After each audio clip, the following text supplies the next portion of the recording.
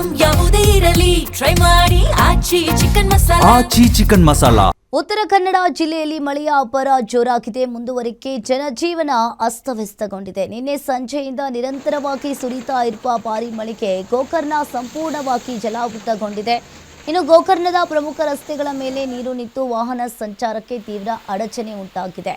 ಇನ್ನು ಗೋಕರ್ಣ ಮಹಾಬಲೇಶ್ವರ ದೇವಸ್ಥಾನದ ಒಳಭಾಗಕ್ಕೂ ಕೂಡ ನೀರು ನುಗ್ಗಿರುವ ಸಾಧ್ಯತೆ ಇದೆ. ಆತ್ಮಲಿಂಗ ಸ್ಪರ್ಶ ದರ್ಶನಕ್ಕೆ ತಾತ್ಕಾಲಿಕವಾಗಿ ತಡೆ ವಿಧಿಸುವ ಸಾಧ್ಯತೆ ಹೆಚ್ಚಳವಾಗಿದೆ. ಇನ್ನು ಭಕ್ತರ ಸುರಕ್ಷತೆಗಾಗಿ ನಂದಿ ಮಂಟಪದವರೆಗೆ ಮಾತ್ರ ದರ್ಶನಕ್ಕೆ ಅವಕಾಶವನ್ನ ಮಾಡಿಕೊಡಲಾಗಿದೆ. ಇನ್ನು ಕುಮಟಾ ತಾಲೂಕಿನಾದ್ಯಂತ ಧಾರಾಕಾರವಾಗಿ ಮಳೆ ಆಗಿದೆ. ಹಲವು ತಗ್ಗು ಪ್ರದೇಶಗಳು ಜಲಾವೃತಗೊಂಡಿರುವಂಥದ್ದು. ವಾಲಗಳ್ಳಿ ಬಳಿಯ ರಾಜ್ಯ ಹೆದ್ದಾರಿ ಮೇಲೆ ನೀರು ಹರಿದು ರಸ್ತೆ ಹಳ್ಳದಂತಾದ ಪರಿಸ್ಥಿತಿ ಉಂಟಾಗಿದೆ.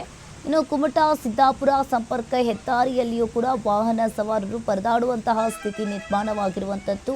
ತಗ್ಗು ಪ್ರದೇಶದ ಜನರು ಹಾಗೂ ವಾಹನ ಸವಾರರು ಎಚ್ಚರಿಕೆಯಿಂದಿರಲು ಈಗಾಗಲೇ ಜಿಲ್ಲಾಡಳಿತ ಕೂಡ ಸೂಚನೆಯನ್ನು ನೀಡಿದೆ.